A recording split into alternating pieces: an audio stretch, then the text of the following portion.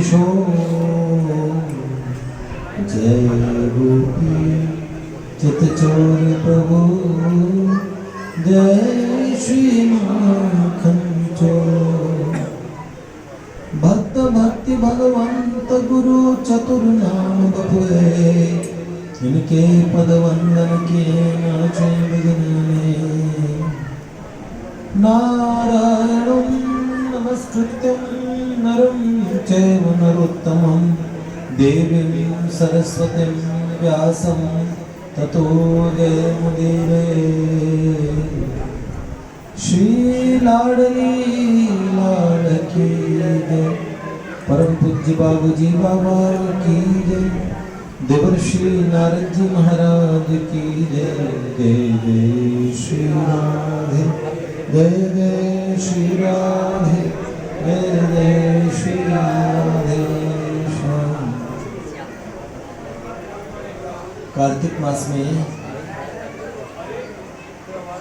आप लोगों का वृंदावन के प्रवास का विचार था, लेकिन करी गोपाल की सब होए, मेरे मन कछु और है करता के कछु और। ठाकुर जी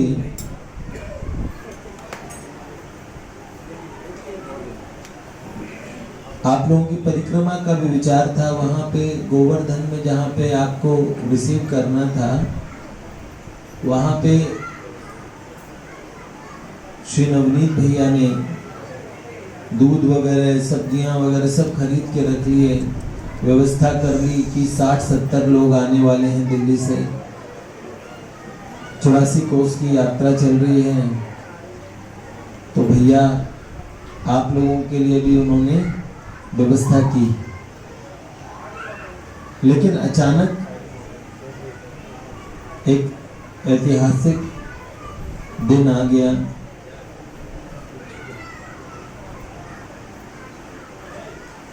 साढ़े 500 वर्ष से जिस के लिए कितने युद्ध हुए, आज तक गुरु गोविंद सिंह जी ने भी सिखों की सेना भेज के युद्ध किया। श्री राम जन्मभूमि के लिए बहुत संघर्ष हुए, बहुत संघर्ष हुए, और माननीय उच्चतम न्यायालय ने ये कहा कि वहां पे कुछ तोड़ के मस्जिद नहीं बनी, मंदिर तोड़ के नहीं बनाई गई, लेकिन ये जरूर कहा इस मस्जिद के नीचे मंदिर है। अब कैसे पहुंच गया ये तो ईश्वर जाने।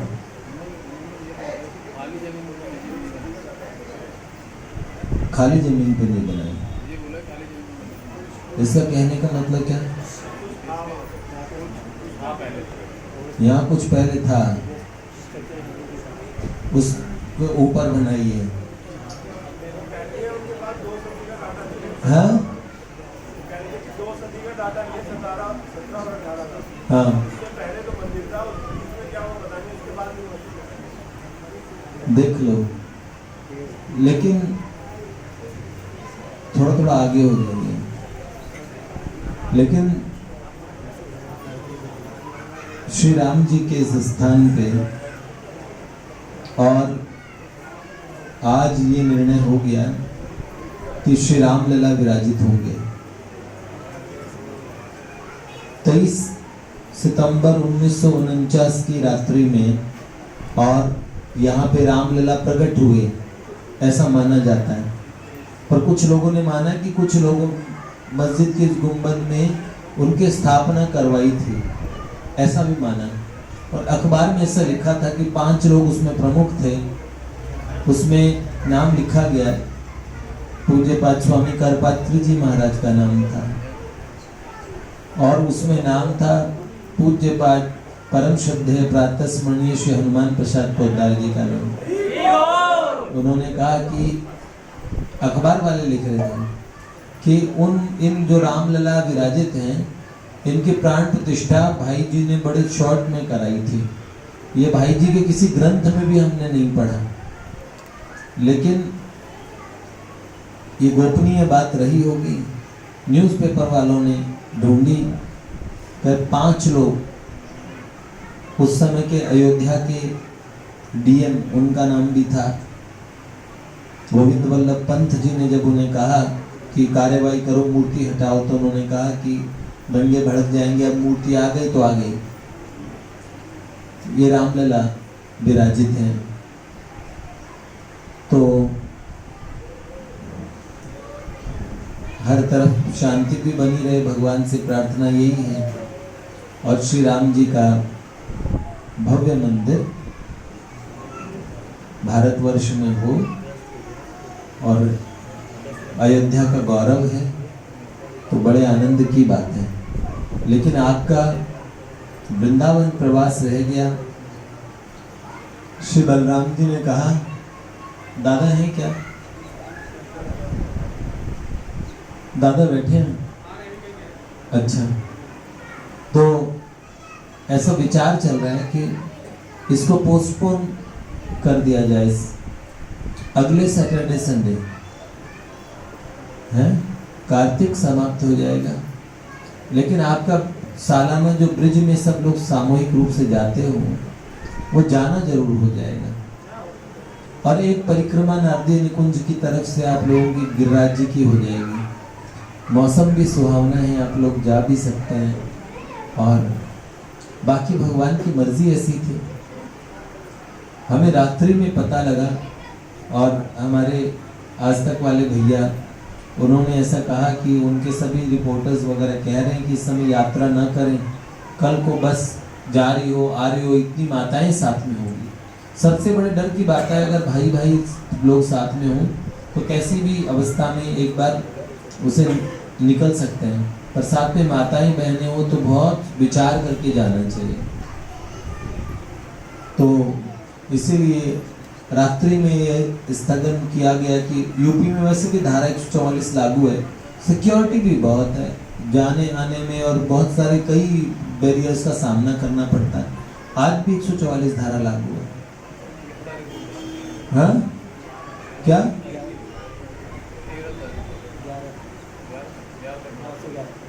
12 तक भारत बंद है?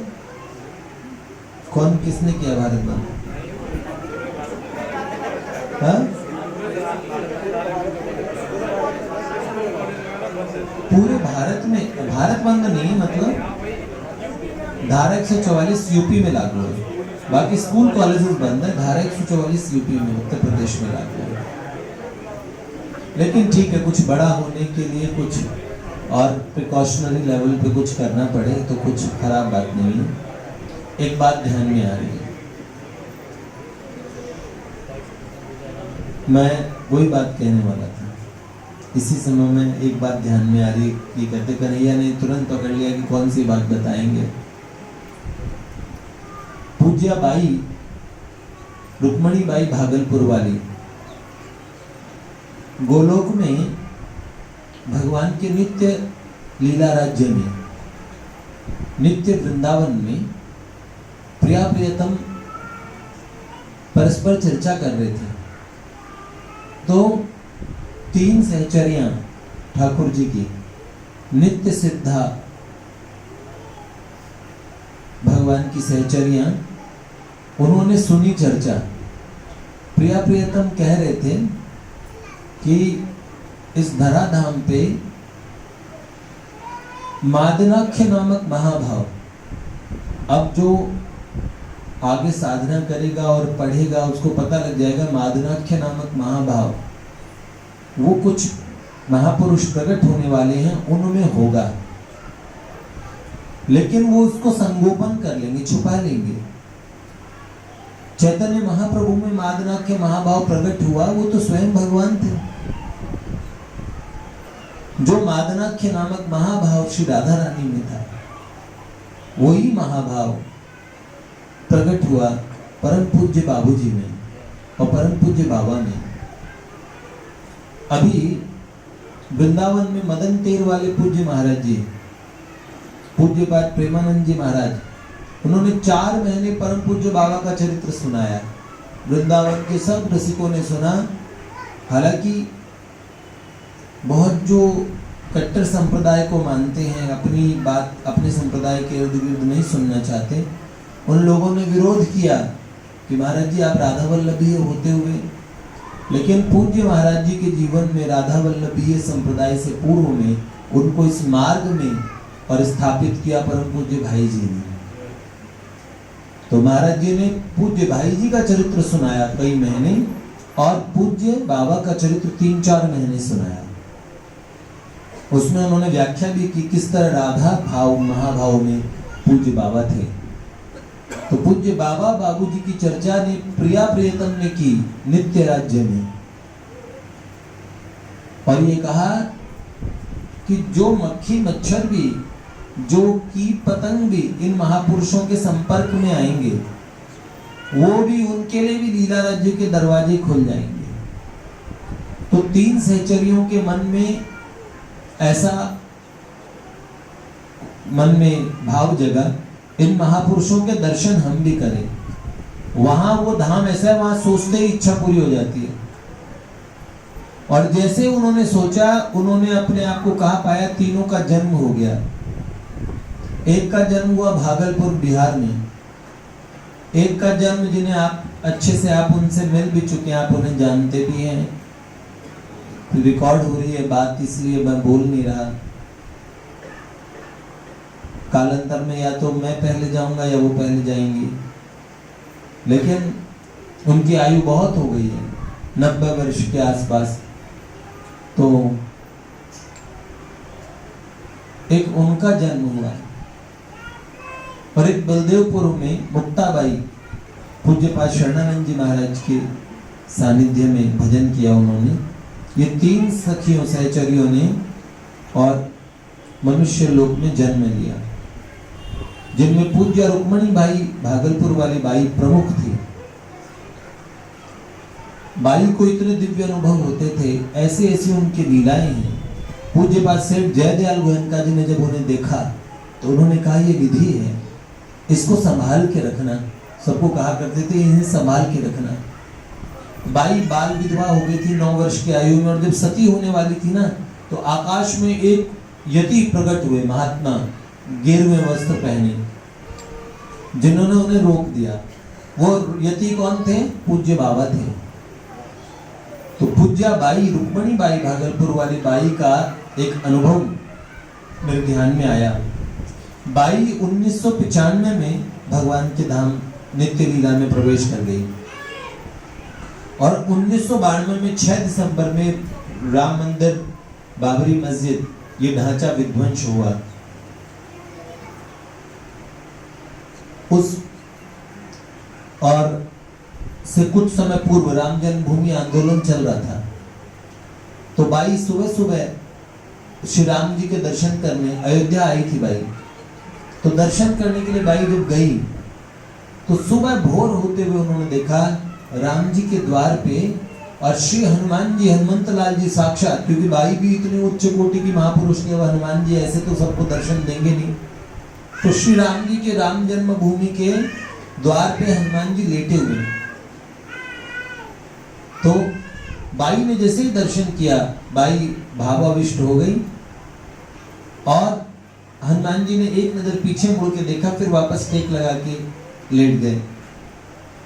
तो बाई ने ठक ठक की आवाज की, हनुमान जी जागे। तो हनुमान जी से बाई ने कहा आपसे एक प्रश्न पूछना है। हनुमान जी ने कहा पूछिए। तो उन्होंने कहा श्री राम जी के विराजमान होने के लिए इतना आंदोलन इस देश में चल रहा है, उस समय हमें याद है सौगंध राम की खाते हैं हम, मंदिर वहीं बनाएंगे, ये हर जगह नारे चलते थे। और उस आंदोलन में हिस्सा लेने का मुझे बचपन में मौका मिल गया। तो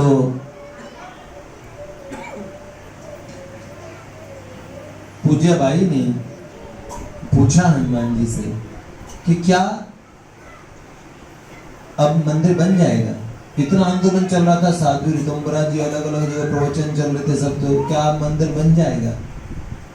क्या इस आंदोलन का परिणाम में मंदिर बनेगा? तो हनुमान जी महाराज ने सिर्फ इतना कहा था कि अभी तो बहुत समय है, अभी तो बहुत समय लगेगा। और आप जानते हैं उस घटना के कितने वर्ष बाद, आज 2019 हो गया, और 1990 से 92 के बीच में आंदोलन चल रहा था, तो लगभग 29 वर्ष बाद में, 90 में शुरू हो गया था आंदोलन, लगभग 29 वर्ष बाद में आज ये ऐतिहासिक निर्णय आया है। और आज हम इस देश में, हमारा एकमात्र, ईसाइयों के कितने देश हैं, मुसलमानों के कितने देश हैं, लेकिन हिंदुओं का देश एकमात्र, वो भी सेकुलर है, भारत है। तो हमारे लिए भारतवर्ष, अयोध्या भी मक्का जैसे मुस्लिम लोगों के लिए है, यरूशलेम जैसे ईसाइयों के लिए है, वैसे हमारे लिए अयोध्या है भगवान का धाम। तो बहुत ऊंची बात है। आज का दिन हमारे मंदिर में ठाकुर जी के यहाँ पे और राधा माधव जी के यहाँ सब भक्तों का प्रसाद है, आप लोगों का। तो ठाकुर जी प्रिया प्रियतम ने आज उत्सव मनाया है। किसी को चिढ़ाने वाले पोस्ट बिल्कुल न डालें। हमारे देश में अच्छा होगा कि सब समाज मिलके रहें, चाहे वो मुस्लिम हो चाहे हिंदू हो। पुरानी ऐतिहासिक भूलें बहुत सारी हुई है, अब ना हो। देश में सब लोग मिल के चलें, ऐसी प्रार्थना भी भगवान से करते हैं। बाकी हिंदू समाज को जागृत रहना चाहिए, बहुत अच्छी बात है। दूसरों के धर्म का आदर भी करना चाहिए। और हम ऐसे महापुरुषों के, जिन्होंने लोकोत्तर राज्य में, लोकोत्तर प्रेम के राज्य में प्रवेश किया, लेकिन इस संसार के अंदर में भी इन आंदोलनों में रहे, वो महापुरुष बड़े प्रसन्न हुए होंगे। जब विश्व हिंदू परिषद की स्थापना हुई, उसके संस्थापक सदस्यों में परम पूज्य भाई जी थे। एक व्यक्ति ने कितने काम किए। गौरक्षा आंदोलन हुआ, उसके अंदर में उसके पीछे की सारी रूपरेखा करपात्री जी महाराज ने भाई जी को सौंपी। तो आप बताइए कितने आंदोलन, देश की आजादी का आंदोलन, महात्मा गांधी भी उन पे विश्वास करते थे, सारे लोग उन पे विश्वास करते थे। ऐसे महापुरुष, और फिर वो नित्य प्रेम राज्य में हटे वह सामने से जब कहीं मैं अन्य कुछ देखूं।